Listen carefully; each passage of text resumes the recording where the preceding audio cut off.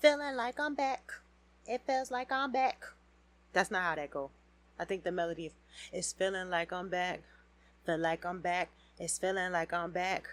Feel like I'm back. Ayy, ayy, ayy, ayy, ayy. Y'all gonna let me slide in? Pause. Y'all gonna let me slide in without an apology, or y'all gonna require an apology from me? It's okay if you require an apology from me. I fully owe you guys an apology. My bad. My bad. See, the thing is, right, in my mind, if I don't know that y'all are listening, if nobody says anything to me, then I'll be like, y'all not listening, so why, like, move it from priority? And I know, that's backwards thinking, because how can you find me if I'm not being consistent? So we ain't even gonna go down that. So we ain't even gonna go down that road. We're not even going to like do the whole talking about how I should be doing better, I could be doing better, and I kind of neglected y'all. My sincerest apologies. Okay? I wish I had some type of excuse to offer you.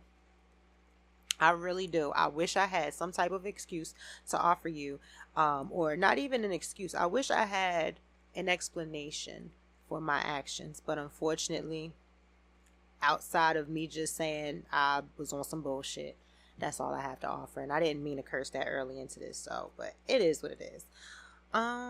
So yeah, it's been a while, so long, and I am so sorry. So what I'm not even going to talk about what I'm going to try to do. I'm going to just shut up and show up. That's that. I'm not going to gas y'all with all of these faux fake promises, because honestly, it's like a bad relationship, right? Like, not a bad relationship, but it's like a tainted relationship, and you grow apart a little bit, and then you got to come back and you got to relearn each other and whatnot, because everybody changes, regularly. So I'm not the same person I was last year when I recorded my last episode. And it sounds crazy saying last year, but hey, man, I was on some BS. And I can hold myself accountable for that. And that you lucky, because right now, today is Sunday, and I don't usually hold myself accountable on the weekends. Okay? But for y'all, I will, because I was bugging. I was wrong. Okay? I shouldn't have started something that I didn't fully commit to, and I gotta commit even if I'm the only one that's committed. You know what I'm saying? And that I got to, it's just where we are, okay? And it wasn't until a couple people hit me like, oh, podcast mentioning it or whatever, but I got a message recently where someone said that some of the experiences that I went through, that I spoke about on my podcast, had helped them, had gave them a little bit of a little assistance in some way, shape, or form in their healing journey. Now, I ain't gonna be all full of myself and be like, oh yeah, because I was just me and my essence was helping. No, but that's my whole existence right there, is how can I impact? You know what I'm saying? Not even like I don't want to change nobody. I don't, you know what I'm saying? But if me processing and working through my stuff can help you in some way, shape, or form, I'm okay with that. I'm all here for it, bro, for real. Because as we get older, one thing that I am learning for real, is that this life is hard. It's not even so much like, oh, it's hard because of this, that, and the third. The hardest part for me right now about life is the fact that you have to factor in what other people are going through, feeling, experiencing, thinking, hiding. Like, it's so much that goes into, and you just be sitting there like, bro, this is exhausting. I am exhausted. So if anything if me pulling bones out of my closet can help you. Maybe it encouraged you to open your closet. Maybe there was a corner that you forgot to grab a bone out of. Maybe you were scared to pull a bone out. Whatever. Maybe it just encouraged you to reach for the handle or close the closet. Whatever my processing, however that can help, influence, factor into whatever in someone else's life, that means something to me. You know what I'm saying? Things that really, really matter to me is, one, being told I'm funny, because who doesn't feel good laughing? You know what I'm saying? When you're laughing, you feel good. Your spirit is shaking. You know what I'm saying? When you're laughing, your spirit is like joy. It's glee. It feels good. You know what I'm saying? It feels like a natural high. I like being a contributing factor to that. And I like knowing that, oh girl, you so funny. That means that at some point or another you laughed. And when you laughed, you felt joy. It don't matter if it was for a long time or a little bit of a time, but you felt some joy, and I helped contribute to that. That makes me feel good. That makes me feel like I'm not just, here in the way, putting out these thoughts that don't nobody agree with and don't nobody want to hear. You know what I'm saying? Like, so one, being told that I'm funny, but two, also just like being told how I helped, not necessarily helped, but I don't want to say help, because I might not have played big roles or small roles, but just be knowing that me trying to better myself and dig through my skeletons, knowing that played some role, regardless of how big or small, that means something to me. That really does. So that encouraged me to be like, all right, let me dust off the recorder and the microphones. Let's try this again. Yeah, let's try this again. I think I'm gonna turn this other fan off. Hold on. I don't even know if it was actually on. Because if I turn that one off, I'll probably get a little hot. I ain't trying to be hot. But anyways, so it's so good to be speaking with you guys. It's right now, my spirit really just feels, so apologetic, because I need to do better, but again, not gonna talk about it, just gonna show up, gonna shut up and show up. So that being said, what have I been doing this last year? I have been performing. I've been learning, unlearning, and relearning. And man, let me tell you, it's so much that you have to learn, unlearn, relearn, whatever. It's a lot. Okay. The shows I've been doing, honestly, all right, I'm gonna keep it all the way a buck, right? All of them have been good. Not all of them have reached my standard of good. They have been entertained. My sets have been entertaining. The audience has been entertained. But I just have such a high level that, like, my standard period is high.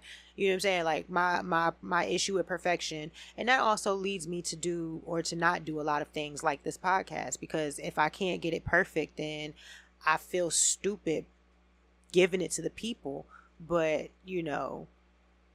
a lot of people that I know personally, they've been telling me, like, bro, you got to stop. Just aim for completion over perfection at this point. And I'm like, fine, fuck it. I'm gonna aim for that then. That's where we're gonna go with it. So the shows haven't really been, they've been good, but only a few of them have really, like, when I walk off the stage and I'm like, bro, I gotta tell everybody about this. Like, somebody needs to hear about this. I just set that thing on fire. I poured the gasoline. I mopped that gasoline deep into that wood, honey. Deep penetration, honey. And then I struck that match and I just let it go. Boom. Set the stick. Yeah, that was me. I was killing them. You know what really got me? I had a show and I'm like, bro, we get there, the venue itself, I'm like, this is an interesting looking place.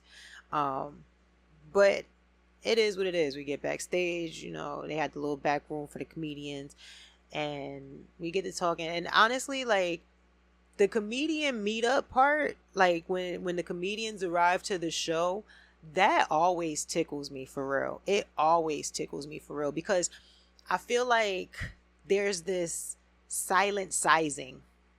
It's like a silent size up. You know what I'm saying? So when you get there, me personally, whenever I'm nervous, my first go-to is to just walk right into whatever is making me nervous.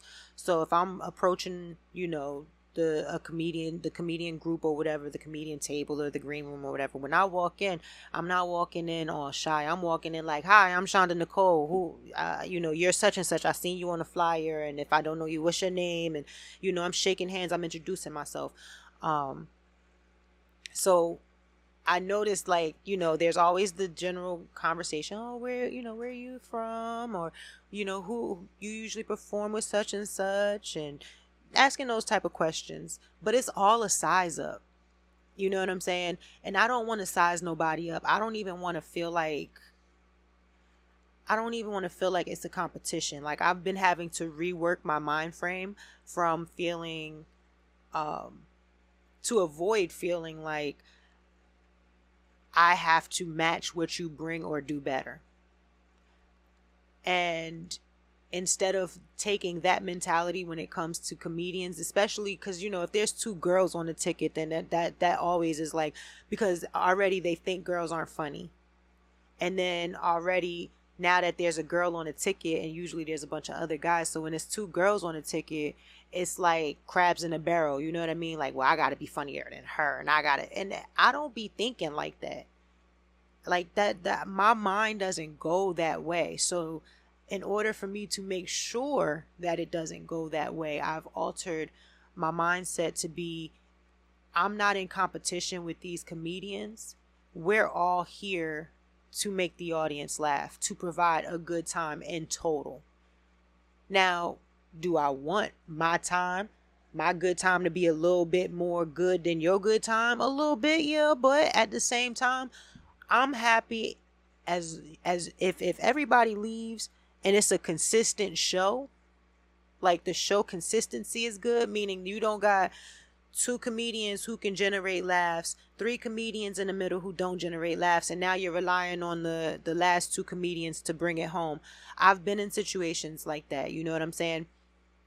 And my thing is always, it don't matter where you put me, I'm going to do whatever it is that I'm going to do. I don't allow myself to sit in nerve. I don't allow like, when I'm sitting there waiting for my turn to go, I don't allow myself to sit there and be nervous. Like, dang, what I'm going to say. And honestly, I tend to forget a lot of my set while I'm sitting there. It's just a blessing, that I ask, like, when I do my little prayer before I go up on stage, the only thing I say is, God, universe, higher energy, higher power, whatever, let me get comfortable. That's it. Let me get comfortable.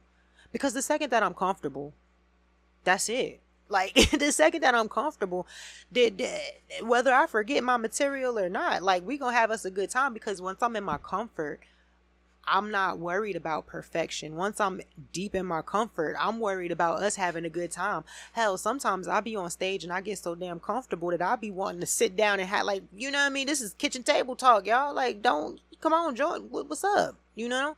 But that little time when you in the green room, that is always a little interesting time, because, like I said, the feeler, like, people be trying to feel you out, and I don't have much of my stuff posted I do have to start doing that a little bit more, but I don't have much of my stuff posted. You'll see a picture of me after a show, or you'll see a picture of me on stage, but I don't really have anything of my, like, a lot of my material posted. So when you're on a ticket with me, you kind of just like, you get a vibe from my page. If you do the research, you get a vibe of how I be coming. But which I notice a lot of people don't do, which is weird. I guess I'm just nosy like that, because when I'm on a ticket with somebody, I go and look up their stuff and see, not necessarily to see what you talk about or anything like that, but so I can get an understanding of your type of comedy, because everybody got a different style of comedy. Everybody, you know what I'm saying? And so once I have an idea of your type of comedy, it's like, okay, I can see some of the, like, how the show might go, the potential of the flow of the show. You get what I'm saying? But for me, like, if you spend a couple of minutes talking to me in real life, you'll see, like, oh, nah, she funny as hell. I can't help it. Like I tell my daughter, I can't turn this off. Okay? I can't. So my standard for my performances, they're high.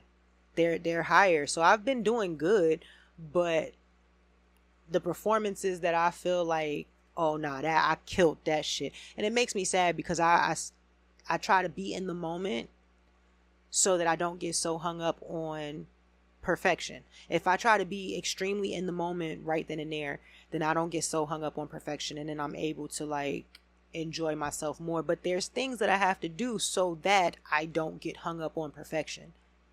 And one of the things is telling myself, be here right now in the moment. If you not, like, if I have to be here right now in the moment, sometimes that means that I'm going up on stage and I'm not setting up my phone to record. And if there ain't nobody there with me to record, then we just ain't getting no footage, which is what has been the situation these last couple of shows, which kind of be like, whatever. But at the same time, it ain't nobody's responsibility to record me. I just be a little bit annoyed, because I feel like when I'm doing shows with people, I try to catch a little bit of, audience content for them, just to be nice, but I do a lot of things in the audience during shows to be nice. Like, I sit there, I encourage you, I sit there and I smile, and I'll be real attentive to your jokes. And I'm gonna be honest with you, not everybody funny to me.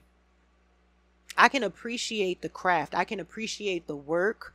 I can appreciate how you were structuring things, or like, if I can see where you were going with the joke, then I can appreciate that. That don't mean it's funny. It means it could have been funny, or it was almost funny, but not everybody is funny to me, And that's why, like, even that at the end of the when you come off stage and you do a set, usually the other comedians give you a little, reinforcement. I'm saying the same thing back and back. But the same thing, the wrong thing. They give you a little bit, like, good job type thing. But I don't like that. I don't like that, because I don't like phony. I'm not saying that, comedians are phony people, but you do say a lot of things just to be nice. I'm not really one of those type of people. So if you didn't have a good set, I'm not going to say good set. I'm not going to, like, directly say that you did a good job if you didn't really do a good job.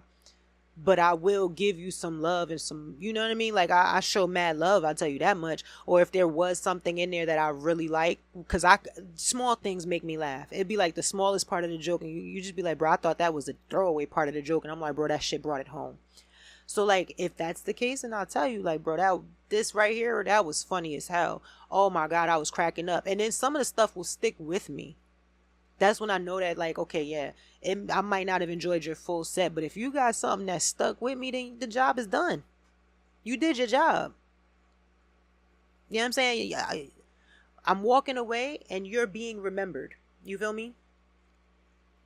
But I don't like it when people, come and, oh, good job, and then you can't tell if they mean it or not. That's another thing that I feel like, I don't want to say that I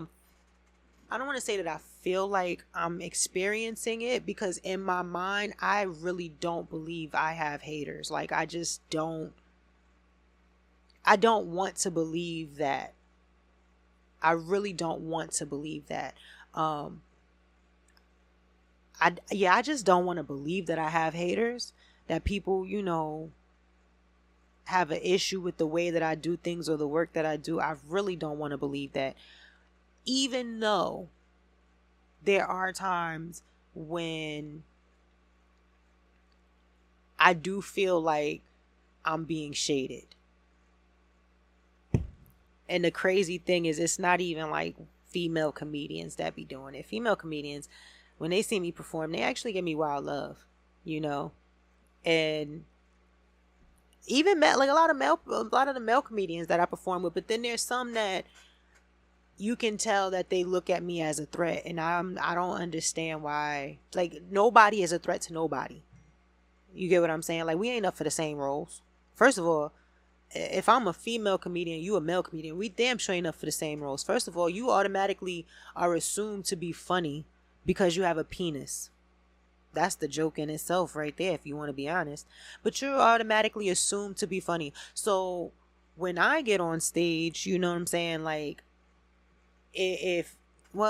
see, my experience be a little bit different though. So I can't really, cause like I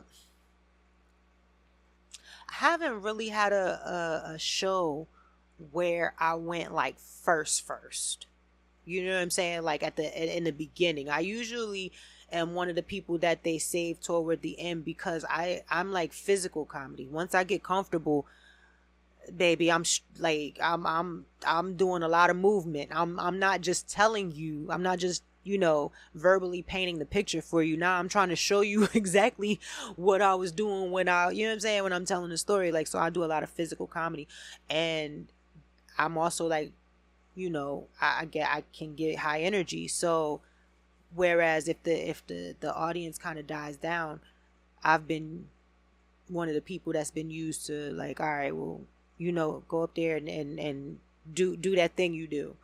And it's cool, I don't mind it, but I just feel like, I forgot where I was going with that. Were we talking about unfunny people? I don't know. Yeah, I still try to support people, even if they aren't that funny, but because like what's funny to me what's not funny to me may be hilarious to other people. And it may make me confused as hell, like, you like that? But again, not everything is for me. And I'm not for everything. So it's, the catch-22 type of situation. It is what it is. I know that I'm enjoying this comedy thing. Notebooks is getting full. Things is happening. Moves is being made. I am ready to take it a little bit more serious. Like, I've been active and, taking it serious and writing and all of that stuff. But I'm like, I think I'm ready for a little bit more. So I think, or I told myself last night when I was smoking a little bit of the weed, a little bit of the ganja. I told myself last night, like, I think I'm going to record my next couple of sets and start submitting them to comedy festivals and stuff, and see what happens. Now, here's my thing. I do not like to like dabble in competition and whatnot. I don't like that at all, to be honest. Like, I really, I don't want to compete. I just want to perform and have fun. But at the same time, I got to start looking for new ways to keep this fun for me. And I think that'll be a good way to help keep it fun for me. So yeah, there's that. As of right now, I don't think I have any shows set up. There was one that was like on the horizon, and I was like, okay, well, we can see what's up. But I don't think it's going. Well, no, it's not. I don't think it's going to work. It's not going to work out.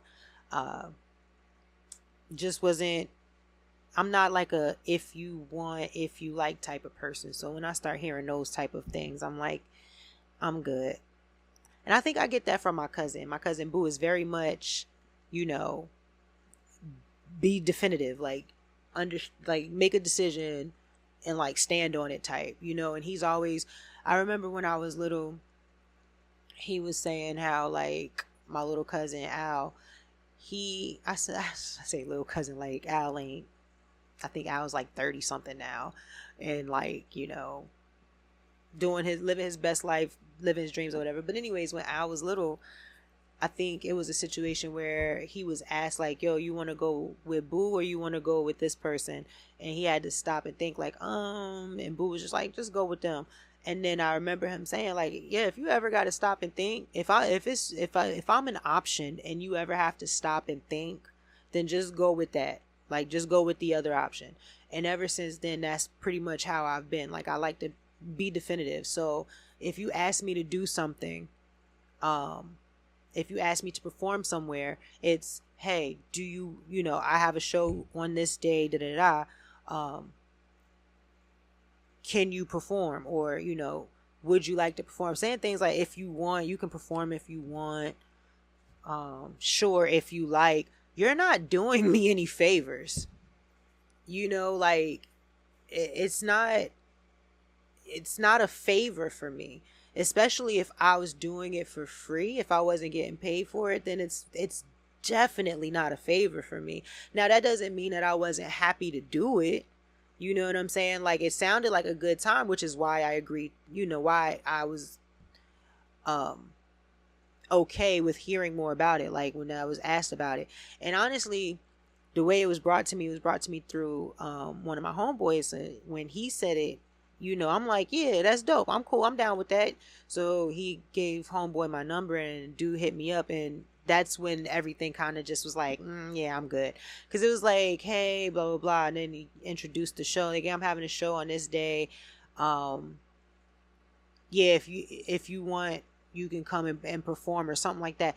I'm sorry, like, and then not for nothing, you really have to set your boundaries, and not just like outside, not just like out to somebody else, like, this is what my boundary is. No, I had to set my boundary for myself, because just because I be wanting to do something doesn't mean that it's the thing that I'm supposed to be doing in that moment. So just because I was like, yeah, excited to perform for that show, at the same time, you don't sound certain that you want me at that show. And even if you are certain that you want me at that show, if you like, if you want, that's not going to work.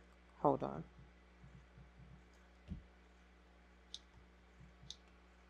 So, sorry, phone call, and I really hate being interrupted when I'm doing something. So anyways, damn, now I gotta stop and think about where I was. Oh, if you like, if you want. So yeah, it wasn't, that made me feel really uncomfortable. And that's another thing, when it comes to comedy, I have to set my limits and my boundaries on, because I'll do things and it'll be like on the strength type of situation, but I'll do things, and if I feel good starting off, but then I don't feel as good or better at the end, then I'm not going to do that again. And, there's certain things that I had to set my boundaries on when it comes to comedy. Like, I'm not doing a set at any more pop-up shows. I can't do it. I cannot do it. Every time I've done a set at a pop-up show, I've left feeling discouraged and insecure, like, about my comedy and about my work. I'm not going to put myself through that. If I know that you're not here for comedy, nah. If you're here specifically for comedy, then that's what we working with. But I don't want to perform in places where I have to grab your attention and then hold your attention when you're not even here for that. You get what I'm saying? You're here to shop for knickknacks and whatnot, so me coming and doing comedy and you staring at me looking like, bitch, WTF, that make me feel bad. And the last show that I did that was not a comedy show, it was like, it was not a good feeling for me. And I said to myself, I don't feel good doing this, and I will not do this again. And I had done it previously. So, and that's another thing, like, for me, that why I have to, like, start really standing on business when it comes to my boundaries, is because I'll be like, you know what, I didn't like how that made me feel. And then I'll be requested to do something, the same. And I'll be like, you know what, I know I didn't like how that made me feel, but maybe this time will be different. Insanity. Doing the same exact thing, expecting different results. So at some point I have to clock out of insanity, right? At some point I got to realize, like, that doesn't make me feel good. Granted, there was, I was able to pull 2 shows out of the network that I got from that show, but that specific pop-up, that pop-up, man, it made me, it just felt like I was very annoyed. First, when I got there, like, I thought it was going to be show up, perform, and then head on out. No, they had me going last. The first guy that went, I didn't understand the relevance. It was just very random. Like, it was very, I didn't understand the flow of the of how the comedy portion was going to go. So I was like, I don't know. I don't know about this. At one point, there was some like preteen boys that was sitting behind me, and I remember hearing them say, like, adults think this is funny. And in my head, I'm like, no, sir. No, young man, we don't. We don't. Then the guy that came up after, he went and did a whole introduction of the audience, which was the vendors for the pop-up shops. So now we sitting there and everybody's introducing themselves. Now, see, I'm not good in these environments. It's not what I signed up for. My attention is not being held. Now I'm just feel like I'm sitting here. Like, I was really not good in that environment. I was not. And then when I finally got up to go, at that point, you done had a good 20, 25, 30 minutes of your attention not being fully grabbed. You know what I'm saying? So now it's on me to kind of bring it home. It's like in bowling, right?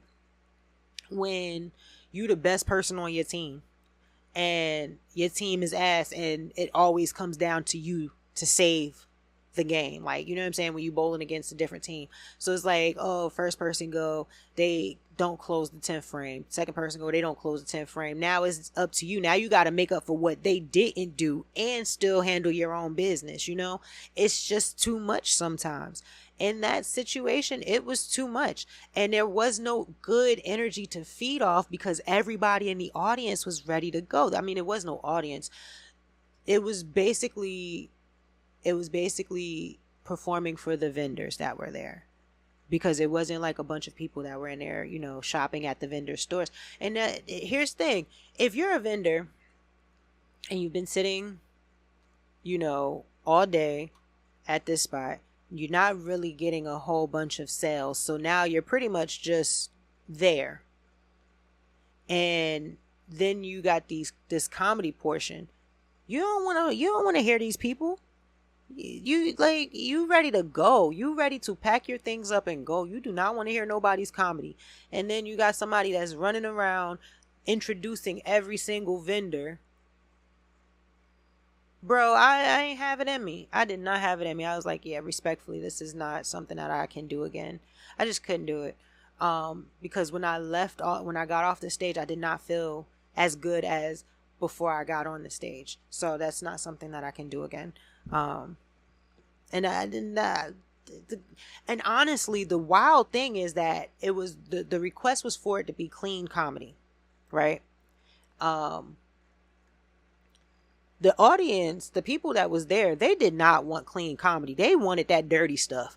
They wanted a cuss word and a sex joke. They did not want no damn clean comedy. They didn't want to hear about no old people in Alexa. They didn't want to hear about, now they might have wanted to hear about your teenage son woes, but they want to hear it dragged through some dirt. They don't want to hear no clean comedy. They was bored. And I know for a fact, because homeboy in the corner, and I say homeboy, but that was really somebody, Uncle Willie. He had on the full linen suit with the hard bottom shoe with the fedora.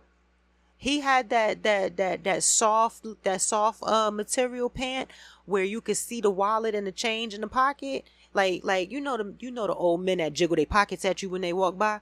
He was one of them.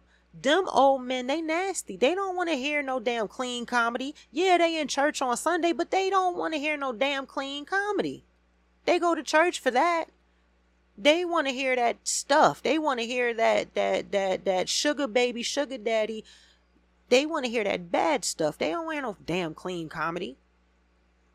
So it frustrated me because it was like, this wouldn't even been that bad if I was able to just perform how I would like to perform.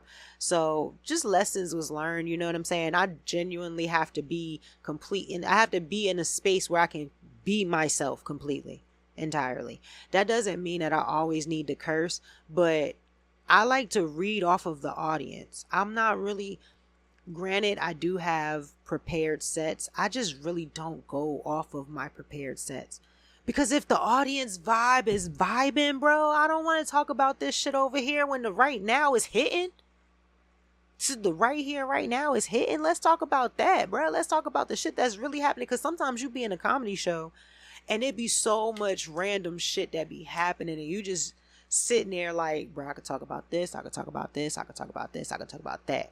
And then when it's your turn, you get up there and you start talking about it. But then too, that's another reason why I don't be wanting to have too many conversations now, before I go up. Because one thing that I've heard a lot of in different shows that I've done is, oh, that's funny, that's funny, I'm gonna say that on stage. And it'd be like, it's not like it's a joke of mine, but it'd be like I do a lot of throwaways. Like my conversation just be funny. The way that I speak, the way that I word certain things just be funny. So like, if we are observing something in the observation that's happening in the room, I'm gonna, like, it's gonna be funny. I'm gonna say something and it's just random, nothing special, nothing prepared, but it's gonna sound funny. And I've had people be like, oh, that, ha, ha, ha. And the next thing you know, as soon as they get on stage, that's the first thing out their mouth. And it's like, you know what I'm saying? Like, I ain't tripping, but at the same time, it's like, now if I come up there and I try to talk about this thing, it's going to look like I'm, bandwagoning, and I don't like that. So now it's just like, watch the conversation. But I will say, like, one comedian that I enjoy, it's not even that I enjoy him on stage. I mean, he's cool on stage too, but I like people watching him. He's so funny to people watch.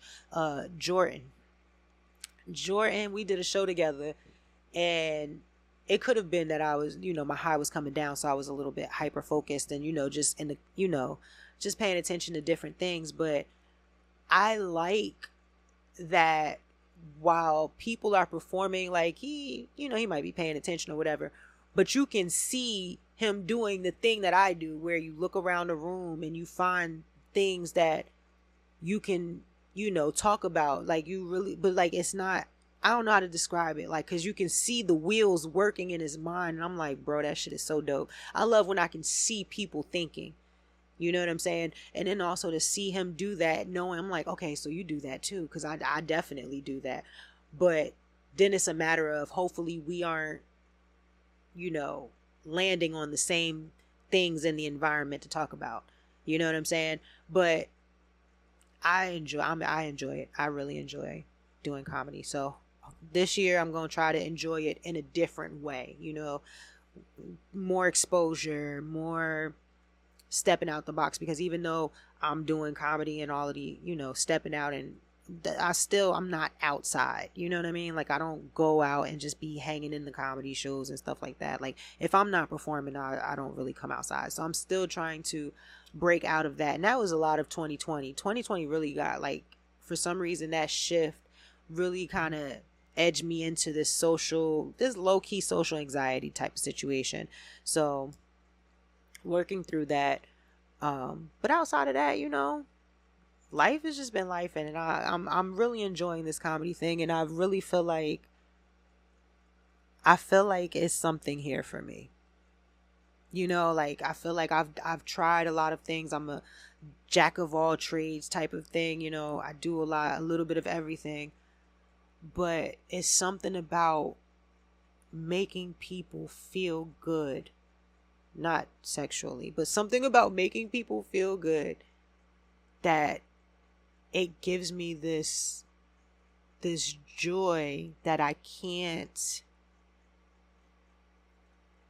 I don't know. I don't know where else I can find that same type of joy. You know what I'm saying? It's like I'm helping you through some darkness. You know what I'm saying? Because that's what laughter does. Like, laughter pulls you through darkness. And if you can think about, like, you could be in a dark moment, or, you know, having a dark time, and you just be like, bro, hey, yo, Shonda said such and such, such and such. Yo, she's stupid, bro. That was fucking hilarious. That's what I want. You know what I'm saying? Just a little bit of joy in a time where you need it. That's why I always be saying, hey, put that in your pocket, take it with you. You know what I'm saying? Like, you might not need that joke now. You know, it may tickle you a little bit now, but you may need that shit a little later. Like when the car cuts you off and your belt loop get caught on the door handle. Like when you're having one of those type of days, then you're gonna need that little bit of a joy, you know. And I want to be put it in your wallet, you know, behind your little insurance card, your license and whatnot. Just put it back there. That way, if you need it, it's right there. You just pull it out, enjoy it, have a little laugh, and keep it moving. My phone is going off, and I really, oh my god, yeah, nah. Anyways, so now that we done got the catch-up out the way, let's see. I want to talk real quick. And we can do that one next time, since this was just like a welcome back situation. But I want to talk real quick about what I've been watching, what I've been reading, and what I've been listening to. Okay? So what I've been watching, I've been watching different shows, but I want to talk about this damn Love and Hip Hop Atlanta, okay? I'm not going to go full detail, and I'm not going to go, excuse me, had a little burp there. I'm not going to go full detail. Did many rants about this that I'm like, you know what, I be hoarding content, to be honest. Like, I probably will never post that, so let me go ahead and reiterate some of that rant here. Okay, let me see. I think I have notes, because I was supposed to do this a while ago. So, y'all heard the pages turn in my notebook. My handy dandy notebook. Oh, damn. I said Love and Hip Hop. But I got a whole bunch of notes for damn Love After Lockup. Jesus. Okay, things that annoyed me on Love and Hip Hop. The Rasheeda Kirk jazz drama. I'm over this ding dong Rasheeda. Rasheeda, why are you so pretty and so stupid? Why? All right. So I'm not going to go episode by episode. I'm just going to go situation. The situation with Rasheeda right now, Rasheeda, Kirk, and Jasmine. If you guys don't remember, Kirk, Rasheeda's husband, he looked like a thumb. I think he got some hair now, but he looked like a thumb. He don't really be carrying much facial hair, so it gives off wrinkled thumb, chocolate wrinkled thumb. So he messed around and had an affair with this stripper girl named Jasmine. Real pretty girl. Ass is huge. Not highly doubt it's real, but it's very big. But she's so pretty. Face is so pretty. Now, they done messed around and had a baby named Cannon, right? Now, this was years ago. They done went through the drama. Rasheeda done forgave the man and decided to stay. Stupid, foolish goat. Now, everybody got their deal breakers. For me, you can't have no baby on me and then come back. That's that. When you had that baby on me, don't even come back. Like, whatever is here with me, I will send it to you or leave it where you can get it. But I don't want to ever see you again, period. I'm a damn good mother. Okay? And I do real good at raising kids. And I'm not going to deny any child that is around me the love and attention that a child deserves, or at least the care and concern.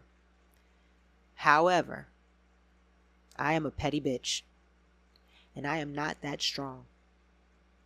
to look at a baby that has my man's face that came out of another woman that ain't got nothing to do with my egg. I ain't that strong. I am not. I am not. And I know, like, for people who know me in real life, they're like, Shonda, but your son. I know that's not my biological son. I know that. But he was not had on me. He was there before I arrived. Okay? Like, and we'll get into that situation a whole different day. I'll explain more about how that all happened. But what you need to know is that is my son, my baby. I did not birth him, but everything about him has been raised up through me. Okay? Now, can I do that again if there was a situation where there's a baby after? Or, you know what I'm saying? No, I cannot. I cannot. Because when I love hard. And when I hurt hard. And that's not a hurt that I'm be able to get through.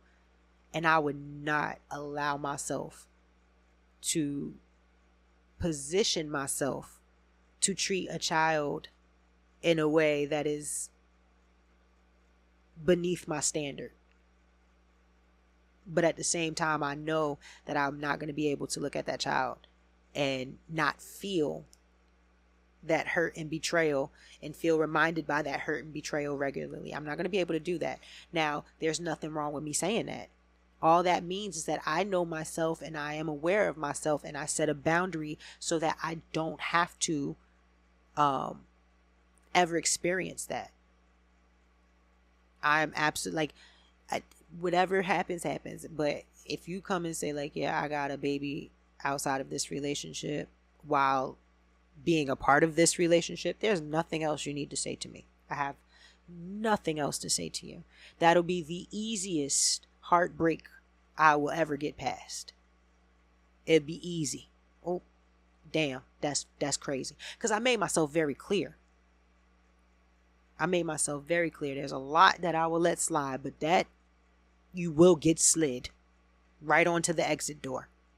You, the new baby, and the bitch that you had with, all of y'all slid. Bye.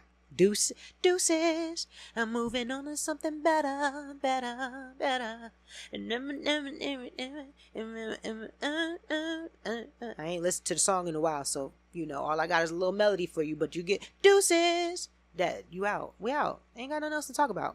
Now, Rasheeda dumbass decided to forgive this man. You decided to forgive this man. Ain't nothing wrong with that. There is nothing wrong with that. You made a decision. You did what you felt was best for you and your family, and there's nothing wrong with that. However, when you made that decision, when you decided to stay, you knew that man needed to be a father to that child. You knew that.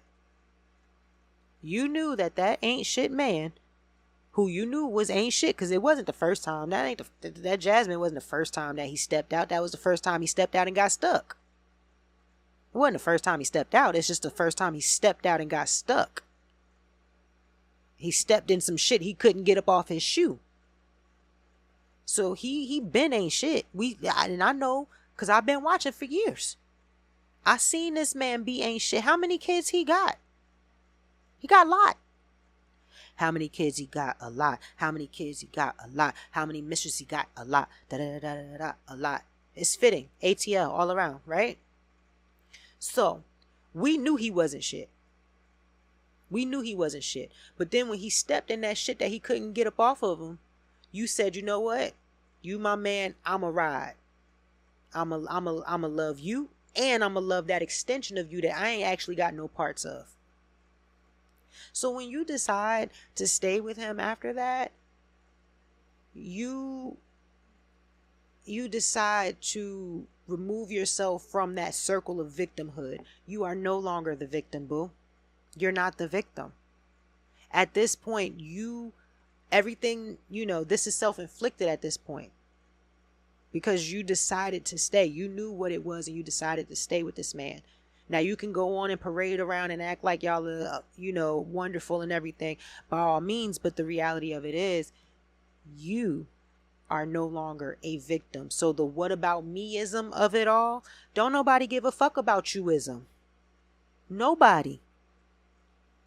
Nobody. You are not the victim anymore. So now what it comes down to is y'all got to come together and be on the same page for this baby. Well, he like 7 now. I was saying, when I first recorded, I was saying baby, baby, baby.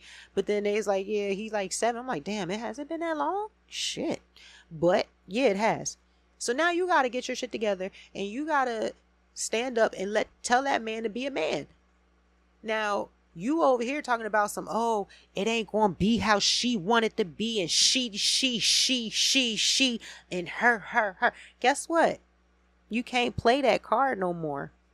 You can't play that card no more because you decided to stay. She is no longer the bad guy because you decided to stay. Honestly, she was never the bad guy because she had no obligation to you. That frosty thumb looking motherfucker had that obligation, and he decided that he was going to put his dick wherever he felt like it and unwrap the dick and bring home a Christmas present. Like, he decided that. So he was always enemy number one. But us women, sometimes we get so, I feel like it's like it's got to be some type of insecurity. It's got to be some type of insecurity. Because why are you attacking the person that has no obligation to you, yet you're being so lenient on the person who owes you everything in regards to your relationship? Jasmine don't owe Rasheeda no fucking loyalty. Kirk owed Rasheeda loyalty. Now, Jasmine, that's a whole different question. That's a whole different statement. You know what I mean? We can talk about that on a whole different conversation about the side chick and being in the role that she played and how she brought some of the shit on herself. Yeah, no, she's not omitted from accountability. Like, nah, you still gotta own up your shit too, because you knew that man was married and you still opted to go on and do what you did. You still opted to have that situation. I don't know if you thought he was going to leave her or what, but guess what? He didn't. So now look at everything. But it seems like in current present day, it seems like her issue now is like, bro, you're not doing nothing. And it would have made it better if in the confessionals, Rasheeda and Kirk wasn't acting like, oh, Jasmine's just after money and I give her money. What more does she want from me on some Tyrese shit? What more do you want from me? To be present, to be a father, to be active and help raise your child that you laid down to make. That's not much. That's not asking much. And also for your bum ass wife to encourage you to be present and to be a father. Now, Rasheeda, is wild convenient for you. Yeah, of course. Because you already, like, I don't have to be, like, he's throwing money at the quote unquote problem. He's just, what they had to sit down. And she like, yeah, something. He like, yeah, because the birthday. She's like, yeah, but you weren't even there. He's like, but I paid for it. Money does not buy presents. It buys presents, but not presents. Hopefully, my emphasis on the presents and presents, you can differentiate which is which. But you get what I'm trying to say. Money is not the end all be all. And the fact that they think that that's all she's after, and that's all that's needed to solve this problem, y'all are fucking terrible parents. You're terrible parents. If your whole thing is throw money at it and she should be fine, you're terrible parents. And Rasheeda's like, oh, you need to understand it's never going to be what you want it to be. Bitch, I just want him to be a father. That's not asking too much. I'm not asking that man to come lay in my bed, rub my feet, put a little finger through my butt crack. I ain't asking for none of that. All I'm asking that man to do is come pick up his son and be a damn father. Then she goes on and say that Kirk and Rasheeda Kirk supposed to have the boy every third weekend of the month. We got what? 30 to 31 days in a month, and you only supposed to have this little motherfucker 2 days, and you can't even do that? 30 to 31 days in a month. You only supposed to have this little motherfucker 2 days. And you can't even do that. But you want to sit there and talk about, well, I gave her you money. You just want money. Then, stay with me here, y'all. Then, the next episode, we find out that this month is texting her, Jasmine, Kirk, Frost, Thumb, is texting Jasmine And he's saying things like, basically, yeah, I'll give you more money if you let me hit it when I want. Bitch, excuse the fuck out. See, an ain't shit motherfucker is gonna be an ain't shit motherfucker. First of all, you can't trust his old ass. Look at his neck. He got that thin skin, that thin aging skin. And then he got that young nigga haircut. You can't trust that shit. You too old for that young nigga haircut. You can't trust him. Like, ugh. And then Rasheeda shit. I mean, granted, a girl, go off. You supposed to ride or die for your man, but sis, come on now. You ride or dumb. Like, that's what you looking for. Like, you looking like a ride or dumb. You dumb, bruh. You dumb. Allowing this man to conduct himself in that way in your presence. And then you sitting there bashing her like, oh my God, running and telling her tea about, I don't know what it's called down there, DC something, but up here we call it DIFUS. Running and telling her tea about DIFUS and the baby not making it to school on time. How is it that you got so much to say to your friends about this situation? What part did you play? How much help are you giving? How much help is Kirk giving? Talking about, oh, the baby, he don't be in school, and when he is in school, he be mad late. Well, where are you?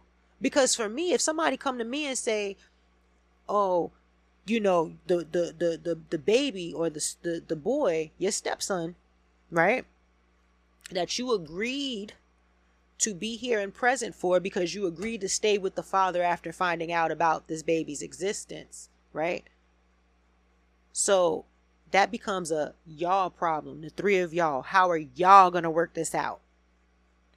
Because if she said, if DIFUS is saying the baby not going to school when he need to be in school, he not there on time, or whatever the details of it was, however, DIFUS had to get involved. What part are you playing? Because you so quick to point your finger about, oh, she ain't doing this and she ain't doing that. Well, where's her help? Where's her support? Because you know what money can't buy you? An extra set of hands to take your fucking child. Well, no, it can. But you shouldn't have to do that. Like, if she's not comfortable with, you know, a nanny or whatever, she shouldn't have to do that. It shouldn't be about money.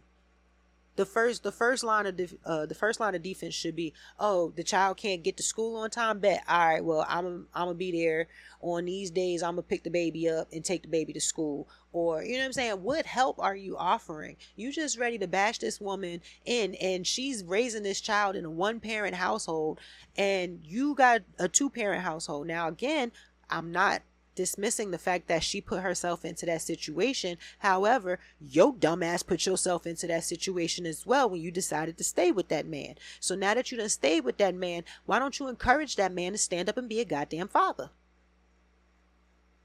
Cause what does it say about you?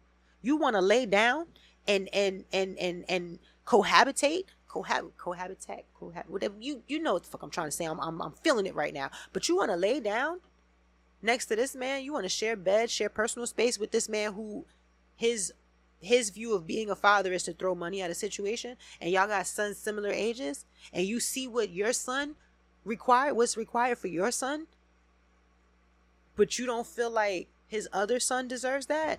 You're a shit mother. You're a shit mother. You are. And I say that firmly with my whole foot, both feet on the ground. Souls and all, like, I say that with my whole, because there's no way possible that you're going to agree to remain in this situation, which, again, like I said, it removes you from the victimhood position. You agreed to be in this situation, but yet you don't want to encourage that man to be a father to all of his kids. Wow. And I get it. That is some hard shit to do, which is why I said you got to set your motherfucking boundaries. That is a boundary. I'm not strong enough to do that because I'm petty. So in my mind, I'm like, sir, no, don't give that. Don't give her shit. No. I get where Rasheeda is coming from, but you decided to stay. So now we fast forward on to the most current update that I had for them or whatever. And that pissed me off because now she at the little table or whatever, and she talking about, oh, y'all need to figure this out. Da, da, da, da, da. Rasheeda, shut the fuck up. Shut up. Shut the entire fuck up. You are not the mature one here. You are not the one that's above it. If anything, the most mature person in this situation at this current moment is Jasmine. It's Jasmine. It's Jasmine. All around, every way you look at it. Matter of fact, not only is Rasheeda going down bad this season, her homegirls is too. Because Erica, why is you rolling up on her talking about what's tea, sis? Bitch, we don't know you. Ain't no tea for you. Get your cup the fuck away from me. How do you sound? What's tea, sis? I don't know what you're talking about. Nah, cause you had a lot to tell Mama D. And Jasmine was even kind and said, well, let Mama D tell you. She ain't even say the shit that I would have said. Bitch, that's between me and Mama D, you nosy hoe. She ain't even give you that. She just said, well, let Mama D tell you. She still gave you a little permission into her business. She just wasn't going to give it to you from her. That's generous. See, that's y'all fucking problem. That be y'all problem right there. Y'all so damn entitled. Y'all feel like everybody owe y'all something. Everybody's supposed to just jump in and tell you their business just because you feel like you supposed to know their business. It don't work like that, you dumb bitch. It don't work like that. And I know I might be talking a little spicy and a little hardcore right now, but that's because that shit really bothered me. Watching her walk over there like the mean girl in high school, like somebody owe you something. What? Hey, girls. And they all sitting there like, hey. What's tea? What's tea, sis? Bitch, we don't know you. Ain't no tea over here. It's tequila, ho. With whatever, I guess you put a little salt and lime. I don't know. I don't drink alcohol no more. Y'all know that. But ain't no tea over here, bitch. This Long Island. We drag that motherfucker through Long Island. You feel me? But you come over here, what's tea, sis? What's tea, sis? Then you want to get all rah-rah talking about no side chicks. Do y'all know how stupid y'all looked? Do y'all know how stupid y'all looked? Especially, now listen, don't get me to line. Because I don't follow up on Erica because, you know, she's good. She's cute for the show, but outside of the show, I ain't got no interest. Like, she be doing corny shit. You know what I'm saying? And hell, she do corny shit on the show. Matter of fact, honestly, the only reason I like her is because I like the way she say Imani. Other than that, I don't like her. I don't really care much for her. She doesn't really, you know. And on top of that, she done went and had them fucking twins. And word on the street now, don't give me the line. Allegedly. That's all allegedly. Because I don't fact check when it comes to this type of stuff. If I see it multiple times on some of the YouTube pages that I'll be watching, then we'll go with it from there. But I ain't really go dig no checks or nothing like that. But allegedly, ain't her twins, the father of her twins that we never got to meet, we never got to see, we never got to be in her business. But ain't he supposedly married her in some type of relationship, which is why they not together and she had to keep everything a secret and he can't be seen and all of that stuff? Oh, because if that's the case, allegedly, then that's a lot of pots calling kettles black. It is a lot. It is, and it's not okay. But I could be wrong. Don't give me the line, girl. Don't give me the line now, you know. But yeah, so she come over. What's tea? Says, bitch, ain't no tea for you. We don't know you. And now, like I said, Rasheeda, you look stupid. And you making all your friends who's trying to defend you look stupid because you only telling them one side of the story. And it bothers me, the fact that the friends are only receiving that one side. Like, not for nothing, at some age, at some point in your life, for me, it was, you know, a couple years ago, where you got to stop and be like, this is literally just one side to the story. And I know we say that often, like, oh, it's, you know, 2 sides of the story, 3 sides of the story, da, da, da. But whenever somebody comes to me and they're telling me, like, I got one of my best friends, whenever he calls me and he's venting and he's telling me what happened, da, da, da, da, da, da, I know that some of that is not all that happened. I know that some of it is exaggerated. It's a little embellished. You know, he might do a couple of brush strokes to make him put a little hint of victim on top of him. You know what I'm saying? But then at the same time, I also know him. So it's like, yeah, you may have genuinely just been minding your business and this happened. But then you also may have done a little something to kind of like push that over. Either way, I'm here to listen to you vent, babe. You know what I'm saying? Either way, right now you called me because you needed a friend and you wanted to get this off your chest. So I'm not here to tell you like I know you lying, like I know you ain't telling all the truth, or I know they probably got a different story. No. But as I'm receiving what you're saying, I'm also remembering that everybody has their side of the story. And everybody receives things differently. Everybody processes things differently. Some people take things personally, some people don't. They take it at face value. So you got to remember that when people are telling you stories. But no, y'all dumb bitches, y'all want to be a dumb bitch posse because y'all scorned and whatnot. And I get it, bro. Who really likes a side chick? If you've ever been cheated on before, who really likes a side chick? None of us. None of us. But if you get hurt enough, you start looking at the position of a side chick like, you really out here living your best life. You having fun, huh? You ain't gotta, like, this nigga just come drop off a little bit of dick to you here and there, hit you with a hey babe text every now and then, maybe throw a little bread your way, and you still get to just be out here. You get to sleep starfish, butt naked, spread in the middle of the bed. You don't gotta, like, worry about nobody snoring in your face. Like, you know what I'm saying? You start looking at it like, maybe I see where you going with that. It ain't for me, but you start being a little bit more understanding of people's positions. Now, does that mean that you ain't shit still? You are absolutely still ain't shit. But sometimes you look at it, you be like, I mean, I get it. You know, a little bit. You know what I'm saying? When you look at it from the aspect of like what the benefits are for the side person, you know what I'm saying? When you're not factoring in the main piece at home, like, you know what I'm saying? You like, I can sit, you out there living your life, huh? And this is probably just your Thursday nigga. He ain't even like, he ain't even your good weekend nigga. Like, that's just your Thursday lunch nigga. Like, you know what I'm saying? Like, you start looking at it like, all right, cool. But ultimately, Rasheeda, your friends, they all mad. They all, they still got a little bitterness in them. And I understand it. I've been cheated on many times before, so I get it.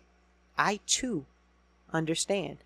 However, I have also made it to that point of people ain't shit overall, period. So don't expect a whole great deal of, because at the end of the day, people will definitely do what the fuck they want to do. And you just got to be, how DMX say, you got to trust people to be who they are.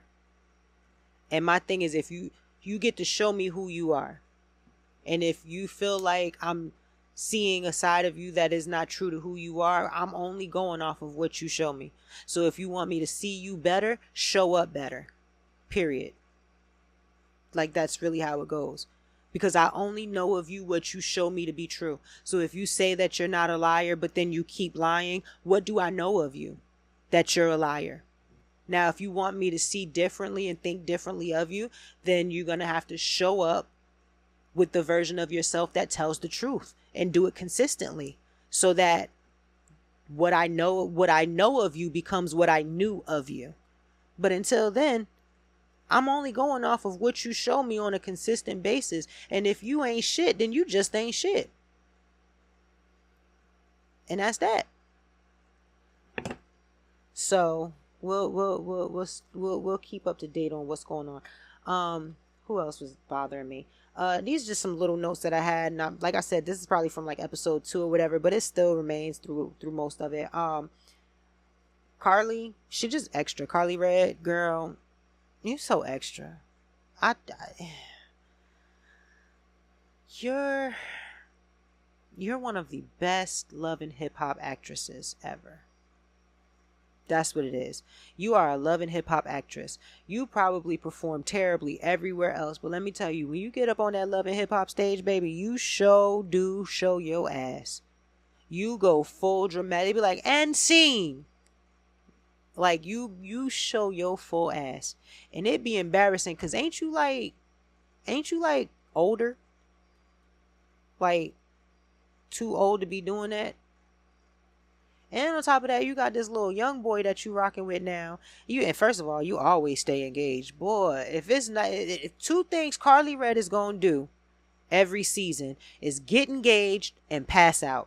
every season. You better believe those two things is happening. They are happening. She is going to get a new ring and she is going to pass out at some point. And let me tell you, sis is over there collecting engagement rings like she fucking Thanos. She really is. She really is. I hope those shits is real, honestly. Because if they are real, you sitting on way more than that fake ass. You sitting up high on that wallet with that damn Thanos glove. Who else? Recently, Saucy Santana, on a recent episode, he opened up about, you know, the abuse that he experienced growing up, and boy, that's some shit right there. He said that basically there was a family member that, you know, they was, the way the mom was saying it, like he was being passed around or whatever, and then at some point he was damn near in a physical relationship with his cousin, you know, and he thinking that that's just normal because that's all he knew. Baby, this is why you can't be afraid to talk to your children about anything, okay? Period. And I'm not saying it on some like, yeah, because they may be gay. Like, nah, they may just be gay. That may just be it. There ain't nothing wrong with that. In my eyes, ain't nothing wrong with that. I don't give a fuck if you love who you love. You know what I'm saying? My only preference is, you know the rule. If they can't use your comb, try not to bring them home. But even that, I'm lenient, because if who am I to tell you who you can and can't love? I got my preferences, but that's out of safety reasons and fear of what I've actually seen happen. But outside of that, like, that's on you. So it ain't even about like, oh, you need to talk to your kids so that you keep from being gay. Nah, they just may be gay. That just may be it. But you need to talk to your kids, period, because you don't know what the fuck be going on. You think that they safe in these spaces or whatever, and then they scared to come and talk to you about it, and they going through real life war shit. You know what I'm saying? You really don't know. You have to keep an open line of communication with your children. That's why I tell, my favorite saying, speak freely, child. And that means in this moment, if you need to curse, if you need to cry, whatever you need to do to get out that thing that you need to express but is stuck up in your chest, I need you to speak freely, because I'm right here to help you through whatever it is. And I can't help you unless I know what it is. And I don't want you to feel like you're going to be in trouble. You're not going to be understood. You're not going to be heard. I might not understand, and that's fair, but I'm going to give you the chance to help me understand. You know what I'm saying? I'm going to make sure that you understand. I'm going to make sure that you understand this is a safe space for you to put your feelings down, and we can go through them together, because I get, as a child, you may not know what these feelings are. You may not know how to process them. I'm not here to tell you what you feel is wrong. I'm here to help you understand what you feel and navigate through that. I say, baby, my kids ain't even have a chance to be in no damn closet. They didn't even have a chance. Even if they was coming, there was no closet to be in. Not at all. I smooth told my son, like, hey, you like girls yet, or you still just into video games? And he stopped and he had to think. He was like, I was like, oh, you like boys? It's okay if you like boys. I don't care. But I just, I need to know, are you interested in people, or are you still into video games? You know what I'm saying? And he's like, well, I like video games and I like girls. And I'm like, all right, cool. But here's the thing. I don't give a fuck if you say I like video games and I like boys. I don't give a fuck. That's not important to me. What's important to me is that you feel safe emotionally, physically, mentally. That's what's important to me. There's way worse things than being gay. Like, what? There's so many worse things that you can be than gay. You could be a know-it-all. Ew. You could be one of them people that believe that they know everything. Give me gay all day over those type of people, because those type of people, they're not open to learning. So they're stupid. They're stupid people because they think they know everything that there is to know. You know what I'm saying? There's so many worse things that you can be than gay. However, I feel like if Saucy Santana's mom would have had more conversations and maybe created, I don't know what type of environment she created for them to. But if there would have been more of a safe space, and it not even, you know what it also was, because Saucy is like a little younger than me, and we came up in that space where you don't get to have these feelings and thoughts. And I don't mean like be gay or anything like that, but you don't really get to express yourself. We didn't really get to express ourselves. We still had that real, don't talk back, don't speak when spoken to type of thing. So it could have been that he didn't feel comfortable enough to open up and say, hey, these things are happening and I don't know if they're supposed to be happening or not. I didn't listen, from the jump, I was on it. Nobody's supposed to touch you here. Nobody's supposed to touch you here. If somebody touch you here, you let me know. You let me know. We will deal with it. And don't ever be afraid to let me know. If they say, oh, well, I'll kill. So okay, well, you just going to have to do it because I'm going to tell. And you better hope she gets you get to her before she get to you. You get what I'm saying? Like, you have to create space and a level of comfort. So it's like, yeah, no, you shouldn't be talking back to me. However, right now for me, like with my daughter, that a little talk back come with the territory. And it gets on my nerves, and I gentle parent, but I'll be wanting to knock her head across, like, ooh, I'll just be wanting to slide her little ass sometimes. But the thing is, her having the space to express herself lets me know that once she gets into the real world, she's going to still be able to stand on her square. She's not going to be bullied. She's not going to be, insecure or unsure about whether she can voice herself, express herself or whatever like that. Like, we're not going to have that problem. But my heart goes out to like Saucy Santana and the experience that he had as a youth, because that sucks. No kid should go through that.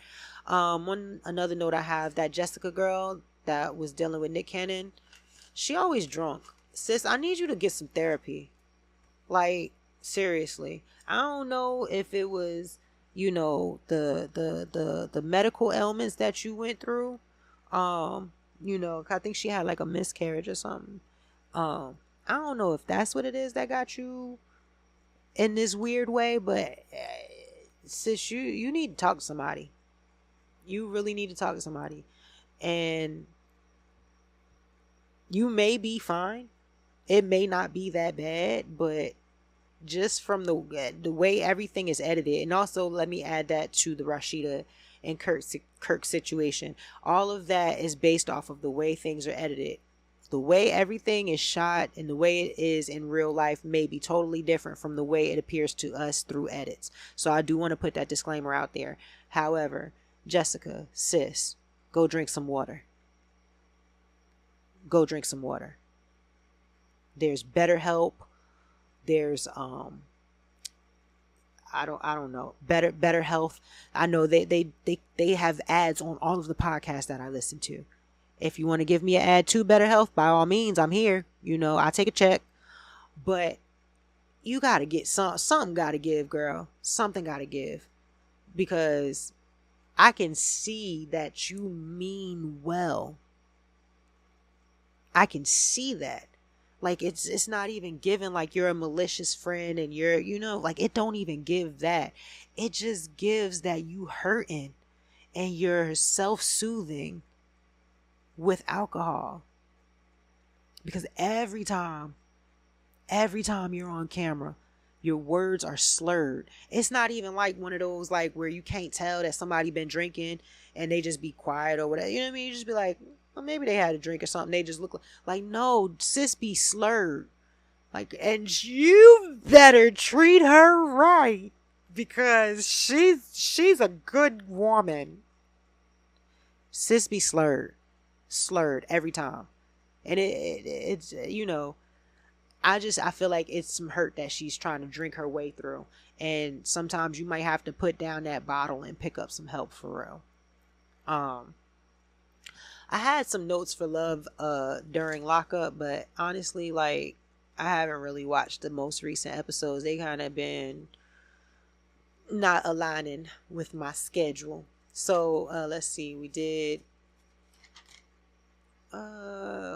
what you watching, what am I listening to currently. I am listening to, oh, you know what, I don't even really want to get too deep into what I'm listening to, but I've been listening to podcasts a lot lately. Well, so you know, I listen to podcasts, and I just want to say respectfully, the JBP, it's so much going on around the JBP, and I like to reserve my thoughts and opinions for my platforms because I don't like to just go and volunteer my opinions on other platforms, because don't nobody give a fuck about my opinions over there. They care about them on my platforms. So I would say this, with love, and I'm an avid Joe Budden listener, okay? With love, please get Melissa off the show. And that's not to say that Melissa is terrible or anything of the sort. No, Melissa is dope. I do enjoy Melissa. I actually listened to Melissa when she was on Hollywood Unlocked with Jason Lee, the podcast. Okay, before she had her accident. Like, I've been listening to Melissa. And so me having listened to her on other shows versus me listening to her on the Joe Budden podcast this last, 2 years, it is hard. It is hard. Now, again, it's not to say that I don't fuck with Melissa. I like Melissa. I do. And I actually enjoy listening to her in other environments. I don't enjoy listening to her in a room with 5 men. I don't enjoy it. You have some women who can hold their own for real around men, specifically men like Joe Budden.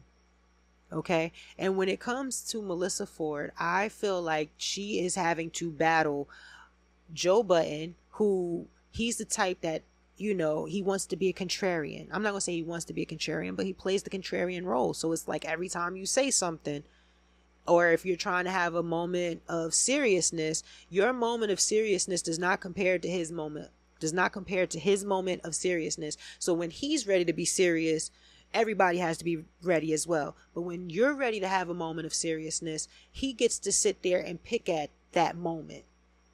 And that's not fair. You know what I'm saying? Like, we know he is a narcissist.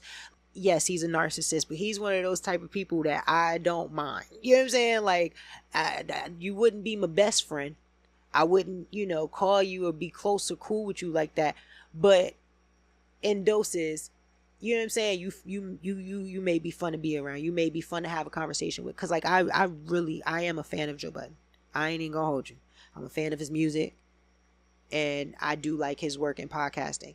Now, I will say, in recent times, he has been getting on my motherfucking nerves because it's a lot for the content over everything and blah blah blah blah. So it's hard to be able to tell when, if this is like a serious view or if it's not, or if he's just saying this just to be, the contrarian of the group or whatever like that. Like, it just, you know what I'm saying?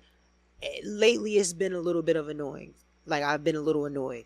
So there's me fast forwarding through this. Thank God for timestamps, okay? But when it comes to how they interact with Mel, it frustrates me so badly because she's not a bad podcaster. She's not unentertaining or anything like that. But when you have to fight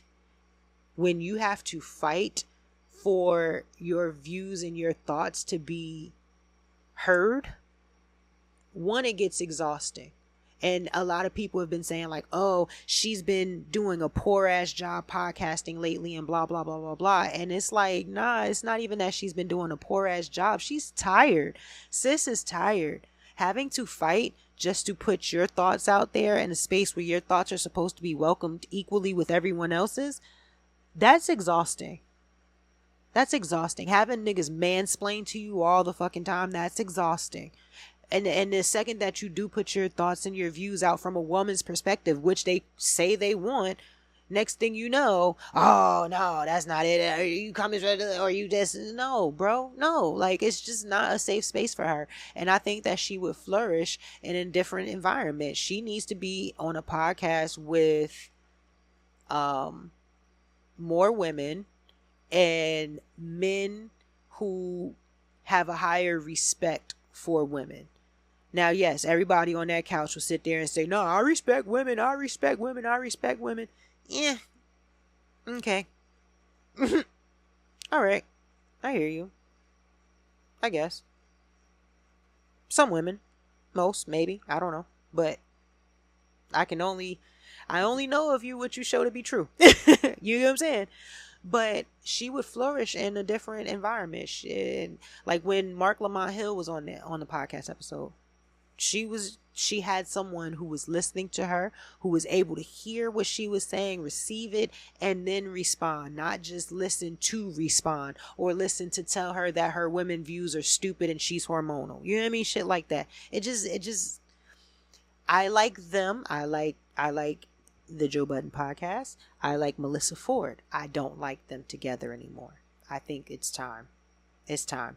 And what you call it? I'll be in the spaces sometimes too. And Rocky Thunder, yeah, I didn't like. I was in one space and she like, all right. So Melissa Ford did that damn Lucky Day dance or whatever. Right now, would I have done that? Absolutely the fuck not. Melissa Ford gives off white girl vibes. You know, I think she like half white or whatever. So like, I don't think I would have went up there and did that, especially with them. So like, I made a little comment. I said, listen, Melissa, you need to go get around some women who fight men. You know what I'm saying? Because I know they going to come at you crazy when you make it to the podcast. Like, I know they going to be having their jokes or whatever. I need you to plant that back foot and fight back. Okay? Plant that back foot. When you plant that back foot, that means that you can take some weight. You know what I mean? You got some leverage. You can fight back. But if you ain't going to do that, then... And they were actually pretty kind about her little performance with Lucky Day. However... one person, Rocky Thunder, who I think she had like her and Joe Budden used to be cool back in the day or something. She was in one of the spaces and she was just, it gives off, I want to say hate, but not for the reason that, like, it wasn't like, oh, I'm hating on her because she's pretty. It was giving off like, I want to be on that couch. And I'm mad that she's the one that's on that couch. And that it was making me feel like, all right now. Because like I said, everybody's having this critique of her recent podcast performances or whatever. And everybody's like, well, she's not giving and she's trying to rebrand for image and stuff like that. And I don't see that. I see sis is just tired, bro. It's fucking exhausting. I know there is somewhere out there in the internet. Hopefully it never comes up. I did a quote unquote podcast episode with this group who I thought were my friends. And it was giving very much that same situation how Melissa Ford is with the Joe Budden podcast. Fighting to speak. Y'all niggas invited me here and I got to fight all of y'all to speak and have a thought. It don't work like that. And even if I was a part of the show, even if I was a part of the cast for said show, I'm not nobody should have to fight for mic time. And that's what I had to deal with during that. And it was to the point where my best friend, or the person who was my best friend at the time, because it was a live broadcast, he had to text me like, hey girl. No, he ain't say hey girl, but he was like, yo, remember you on live. Like, remember this is live. Fix your face. Because I was like, you could read it in my face that I was looking at these niggas like, are you fucking kidding me, bro? Like, seriously? And then again, that was one of those situations where I said I felt better going into this than I did coming out of it. So I'm not doing this shit again.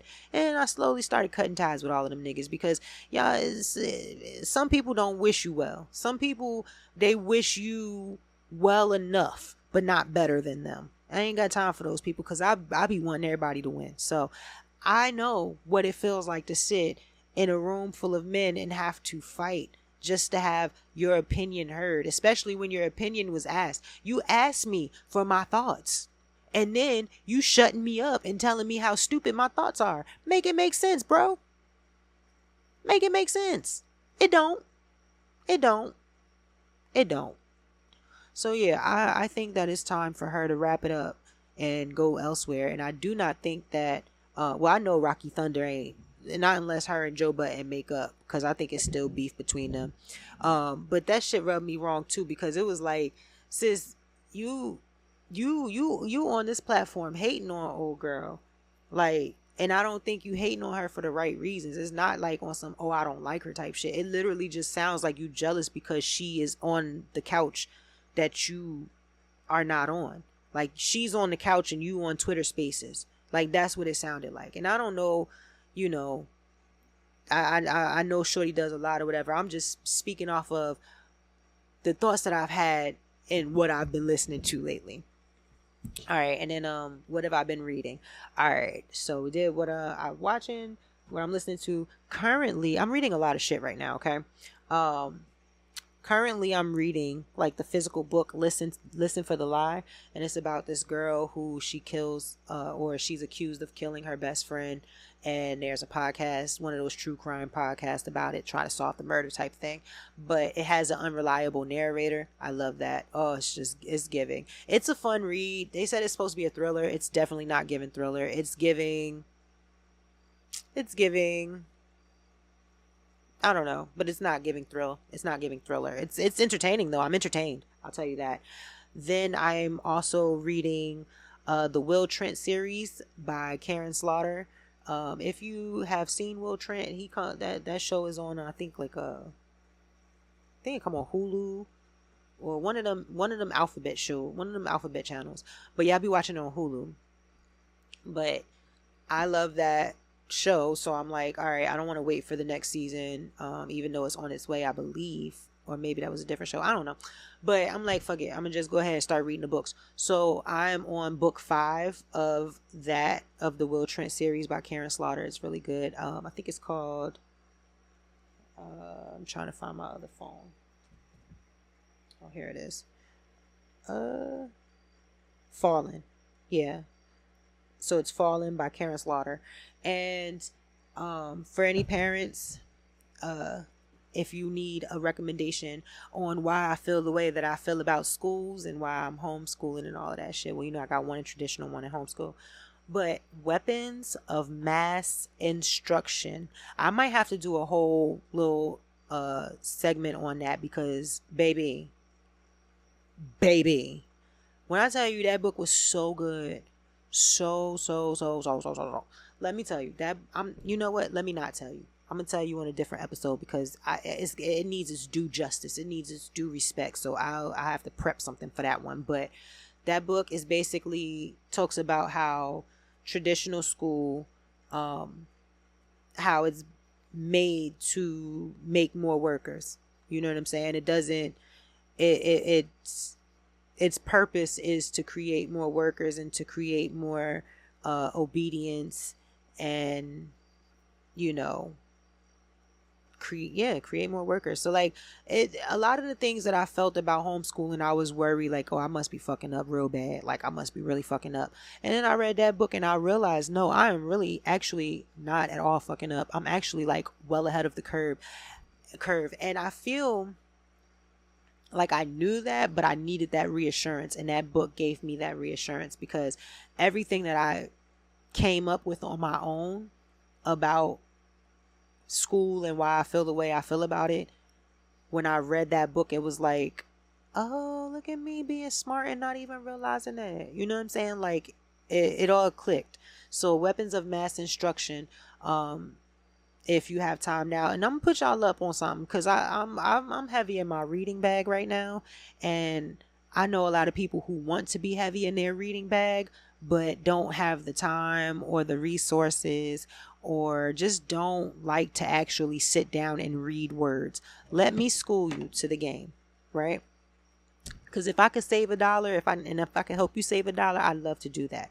So to the book lovers, or to the people who aspire to be book lovers, who want to come over to this side, this is what I will tell you, right? Yes, you can get a Kindle. Yes, you can get an Audible membership. You can pay for all of these things. You can. However, I like to save money. on things that I really, really enjoy so that I can enjoy a great deal of it without having to worry about not being able to enjoy it. So that said, get you a library card, right? With that library card, obviously you can check out physical books from the library.